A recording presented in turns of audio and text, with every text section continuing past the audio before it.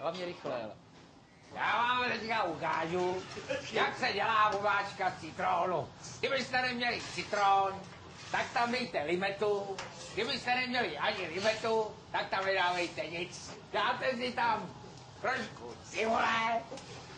Pro ty, co nevědí, jak vypadá cibule, tak můžou použít sojovou omáčku. Tohle je máslo, dávejte tam to z mlíka. Kdybyste tam dávali to z voleje, tak to nebude fungovat.